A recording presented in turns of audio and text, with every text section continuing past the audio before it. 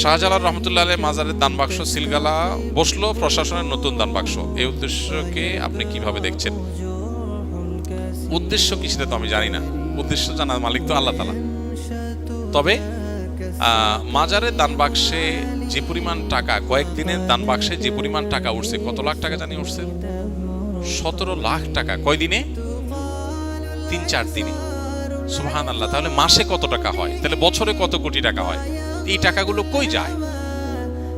অবশ্যই এই টাকার তসরুপ বা এই টাকা আপনার তথাকথিত খাদেমরা বা পেছনে থাকা লোকেরা যদি এই টাকা ভোগ করে, টাকা পয়সা উড়ায় বা টাকা অন্যায়ভাবে আত্মসাৎ করে, তো সেখানে তো প্রশাসনের কাজ করাই উচিত। প্রশাসন তো এমন এই কাজ যদি সেটাকে দমন করার জন্য হয় এবং এটা প্রপার ইউজের ব্যবস্থা করা হয়, তাহলে প্রশংসনীয় কাজ, অবশ্যই প্রশংসনীয় কাজ।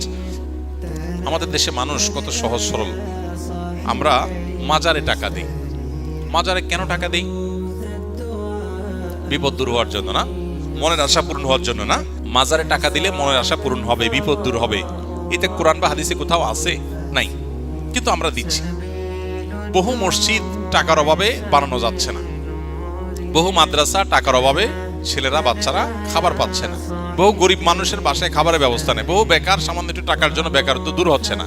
অথচ মাজারে গিয়া লাখ লাখ কোটি কোটি টাকা মানুষ ঢেলে দিচ্ছে মিথ্যা আশায় যে এখানে দিলে আল্লাহ আমার সমস্যা দূর করে দিবে। আল্লাহ তো বলেন নাই। শাহজালাল শাহপুরান রহমতুল্লাহ আলাইহিমা তারা নিজেরাও জীবদ্দশায় বলেন নাই যে আমাদের মারা যাওয়ার পরে আমাদের কবর পাশে টাকা ঢেলে দিলে তোমাদের কাজ হয়ে যাবে। তারা বলছেন কোথাও? কেউ দেখাতে পারবে? তাহলে এটা একটা ব্যবসা, এটা একটা কি ব্যবসা। অতএব এই আত্মসাৎ বন্ধের উপায় অবশ্যই প্রশংসনীয়, যদি সেটার সঠিক ব্যবহার করার উদ্যোগ নেওয়া হয়। কোন শত্রু যদি সবসময় ঝগড়া বিবাদ করার জন্য উস্কানি দেয় এবং বাড়ির সামনে এসে জোরে জোরে গালিগালাজ করে, যেন মারামারি করে, এমত অবস্থায় শান্ত থাকা ও পরিস্থিতি মোকাবেলা করার উপায় কি? ভাইরা আমার, দুনিয়ার সবচেয়ে কঠিন কাজগুলোর একটা হলো মাথা ঠান্ডা রাখা। কি রাখা?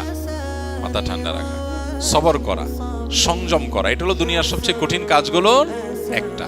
অনেক লম্বা লম্বা ওয়াজ করাও সহজ, কিন্তু জায়গা মতো সবর করা সহজ না। এই যে প্রশ্ন করেছেন, এরকম পরিস্থিতি আমাদের প্রত্যেকের জীবনে কম বেশি আসে। এমন ভাবে খোঁচাখুচি করতেছে, এমন ভাবে আপনাকে খেপায় তুলতেছে, জেদ সৃষ্টি করার চেষ্টা করতেছে যে টিকে থাকা কঠিন, মেজাজ ঠান্ডা রাখা কঠিন। কিন্তু আপনি সুচিন্তিত ভাবে আমার কি করা উচিত, চুপ থাকা যদি ভালো হয়, সে যত খেপাক আমি চুপ থাকবো। আর যদি রিয়্যাক্ট করতে হয়, যতটুকু করলে আমার জন্য কল্যাণ হবে ততটুকু, বেশি করবো না। এই সিদ্ধান্তটা সহজ সিদ্ধান্ত না, অনেক কঠিন সিদ্ধান্ত। এটা সবাই পারে না। দাড়ি রাখা, টুপি পরা, জুব্বা পরা, এমনকি নামাজ কালাম পড়া, এগুলো যত সহজ, সবর করা এত সহজ না। এই জন্য অনেক নামাজি কালাম মানুষে দেখবেন যে পরিস্থিতি যখন খারাপ হয়, দেখা যায় সেরা বেরা অবস্থা হয়ে গেছে, মুখ খারাপ করে গালিগালাজ করে চেতে মেতে অবস্থা খারাপ হয়ে গেছে। তো এই জন্য সংযম বা আত্মনিয়ন্ত্রণ এটা খুব কঠিন একটা কাজ। ইসলাম আমাদেরকে বারবার এই জিনিসটা শিখিয়েছে। আমাদেরকে নিজেদেরকে কি করতে হবে? নিজেকে কন্ট্রোল করা শিখতে হবে। যেখানে যতটুকু দরকার ততটুকু ডোজ দিব, বেশি দিয়া এরপরে বলবো সরি, এটা করা উচিত না। তো এই জন্য কেউ যদি আপনাকে ঝগড়া বিবাদ করে, গায়ে পড়ে আপনাকে খেপানোর চেষ্টা করে, আপনি নিজেকে ঠান্ডা রাখবেন। আপনার জন্য একটা সান্ত্বনার হাদিস আছে, কিভাবে ঠান্ডা রাখবেন, ওই হাদিসটা কথা মনে রাখবেন। এবং মাঝে মধ্যে এই হাদিস লিখে বাসা বাড়িতে বিভিন্ন জায়গায় লাগা রাখতে পারেন, মোবাইল স্ক্রিনে, কম্পিউটার স্ক্রিনে এটা ভাসিয়ে রাখতে পারেন, যাতে করে আপনার মোটিভেশন হয়। আবু দাউদে বর্ণিত একটা হাদিস নবী করিম সাল্লাল্লাহু আলাইহি ওয়াসাল্লাম থেকে বর্ণিত হয়েছে। তিনি বলেছেন, আনা যাইমুন বিবাইতিন ফি রাবাদিল জান্নাতি লিমান তারাকাল মিরা ওয়া ইন কানা মুহিক্কা। অর্থাৎ নবীজি বলেছেন, আমি জান্নাতের মধ্যে একটি প্রাসাদ পাইয়ে দেওয়ার। জান্নাতে প্রাসাদের মালিক হওয়া মানে কিন্তু দুনিয়ার মতো কোন ফ্ল্যাট প্লট বা বাড়ির মালিক হওয়ার মতো না। দুনিয়াতে মানুষ মালিক হয় কতদিনের জন্য? আপনি একেবারে দুবাইয়ের পামজমারিতে ফ্ল্যাট কিনলেন, আপনি নিউ ইয়র্কে ফ্ল্যাট কিনলেন, অস্ট্রেলিয়া সিডনিতে ফ্ল্যাট কিনলেন, খুব সুন্দর সুন্দর জায়গায় দামি ফ্ল্যাট বাড়ি কিনলেন। কতদিন ভোগ করবেন? 50, 60, 70, 80 বছর, ঠিক না বেঠিক? মালিকানা তো এই পর্যন্তই। এরপরে মালিক হবে কে?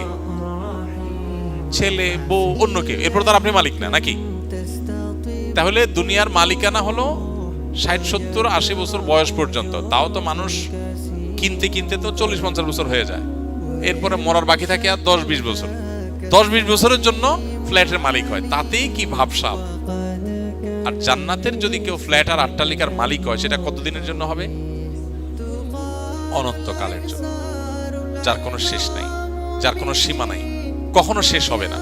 সুবহানাল্লাহ। নবীজি বলেছেন, আমি ওই ব্যক্তির জন্য জান্নাতের মধ্যখানে প্রাসাদ আল্লাহর কাছ থেকে পাইয়ে দেওয়ার দায়িত্ব নিলাম। আমি গ্যারান্টি দিচ্ছি, আল্লাহর কাছ থেকে আমি তাকে জান্নাত পাইয়ে দিব। যে ব্যক্তি ঝগড়া করার উপলক্ষ তৈরি হওয়ার পরেও অন্যায়ভাবে তার উপরে জুলুম করা হচ্ছে, তারপরে সে কথা বাড়াচ্ছে না, কেন? ঝগড়া বাড়বে সেজন্য। সে নিজেকে নিয়ন্ত্রণ করছে, মুখ বুজে চলে আসছে, কথা বাড়াই নাই, পুরা উল্টা পাল্টা বলতেছে, পুরা অন্যায় করতেছে। চাইলেই এখানে এটাকে নিয়ে সামনে বাড়ায় ঝগড়া করা যায়, কিন্তু সে ঝগড়াটা এড়াইতে চাচ্ছে, এই জন্য বলছে ভাই থাক, ঠিক আছে ভাই আপনি যা বলছেন ওকে। সে সামনে কথা বাড়াইতে চায় না। নিজের ন্যায়ের উপরে থাকা সত্ত্বেও, ন্যায়ের উপরে থাকলে সাধারণত একটু ঝগড়া করতে বেশি মন চায় না। শয়তান তখন উস্কায়, শয়তান বলে যে এই তুমি চুপ থাকবা, কি দুঃখে মিয়া, সে তো উল্টা পাল্টা কথা বলতেছে। আরে এসব উল্টা কথা মানা যায় নাকি? ঝগড়া করার পর কেউ জিজ্ঞেস করে ভাই এত চেঁচাচেঁতি গেলেন, আরে ভাই কি উল্টা পাল্টা কথা শুনেন না, মাথা ঠিক থাকে। শয়তান যুক্তি দেয়, হয় না? কিন্তু ইমানদার, বুদ্ধিমান ইমানদার, যে ওই যে জান্নাতে আল্লাহ নবীর দায়িত্ব নেওয়া প্রাসাদের মালিক হতে চায়, সে কি করবে? সে সবর করবে। সে দেখতেছে উল্টা পাল্টা হচ্ছে, দেখছে যে কথা বললে এখানে ঝগড়া হবে, ঝগড়া হলে আমার মেজাজটা গরম হবে, তার চাইতে বলে ভাই ঠিক আছে ভাই। ওয়াইদা খাতাবাহুমুল জাহিলুনা ক্বালু সালামা, জাহেলদের সাথে কথা বললে বলবে সালাম। এই মানুষটা খুব কম সমাজে, এই মানুষের সংখ্যা খুব, কারণ জান্নাতি মানুষ তো কম হবে। তাহলে এবার দেখেন, যৌক্তিক হোক, আপনার কথাটাই সঠিক, সে উল্টাপাল্টা বলতেছে, ফেসবুকে একজনের পোস্ট লিখছে, আর দেখলে মেজাজটা কি উল্টাপাল্টা কথা বলতেছে, এই জন্য আপনি কমেন্ট বক্সে গিয়া তার গোষ্ঠী উদ্ধার করে গালিগালাজ দিলেন, সে আবার আপনার গোষ্ঠী উদ্ধার করে, আপনি আবার তার দাদার গোষ্ঠী উদ্ধার করলেন। এভাবে আস্তে আস্তে সামনে বাড়তে থাকলো। বুদ্ধিমানের কাজ, সম্ভব হলে যৌক্তিকভাবে পারলে তাকে বুঝালাম, আর যদি মনে হয় বুঝাইতে গিয়ে উল্টা বরং আমারই মেজাজ গরম হবে একটু পর, তার চাইতে ভালো বলবো ভাই ঠিক আছে আপনারটা নিয়ে আপনি থাকেন, মুস্কি হাসি দিয়ে চলে আসবো। এটা হলো বুদ্ধিমান মানুষের কাজ। ওয়াইজা খাতাবাহুমুল জাহিলুনা ক্বালু সালামা, জাহেলদের সাথে কথা বলবো ভাই সালাম, সালাম ভাই সালাম, থাকো তুমি, আমি ঝগড়াতে নাই। ইমানদারে তো ফালতু সময় না বসে বসে তেনা পেঁচাবে। এই জন্য ভাই গ্রামে শহরে সব জায়গায়, বিশেষ করে গ্রামে তো এগুলো অনেক বেশি হয়, আইল ঠেলা ঠেলি, জমি ঠেলা ঠেলি, গন্ডগোল, ফাসাদ, মানে গায়ের উপরে এসে পড়ে, তাই না? ঠিক রাখা কঠিন, কিন্তু কঠিন কাজটা করতে পারলেই জান্নাত পাওয়া যাবে। আল্লাহ আমাদেরকে তৌফিক দান করুন। তাহলে এই হাদিস আমাদের জন্য মোটিভেশন, এই হাদিস আমাদের জন্য বিশাল বড় অনুপ্রেরণা। যদি আমি হক এবং সত্যের উপরে থাকা সত্ত্বেও ঝগড়া না করি, ঝগড়া এড়ায় চলি না ভাই, কথা বাড়ায় ঝগড়া কাজটি করতে পারবো না, ঝগড়াতে বাঁচার চেষ্টা করি, তাহলে জান্নাতের দায়িত্ব নিয়েছেন কে? নবীজি সাল্লাল্লাহু আলাইহি সাল্লাম। তিনি বলেছেন আনা যাইমুন বিবাইতিন ফি রাবাদিল জান্নাতি লিমান তারাকাল মিরা ওয়া ইন কানা মুহিক্কা। দেখেন, সে নিশ্চিত সত্য জানে, তারপরেও সে ঝগড়া করতে চায় না, ঝগড়া এড়ায় চলতে চায়, জান্নাতে প্রাসাদ পাবে সে। আল্লাহ আমাকে আপনাকে সেটা করার তৌফিক দান করুন। ঝগড়াটা মানুষ ভরা এখন সমাজে, চতুর্দিকে কি মানুষ ভরা? ঝগড়াটা মানুষ। সবরকারী মানুষ খুব বেশি এটা পাওয়া যায় না।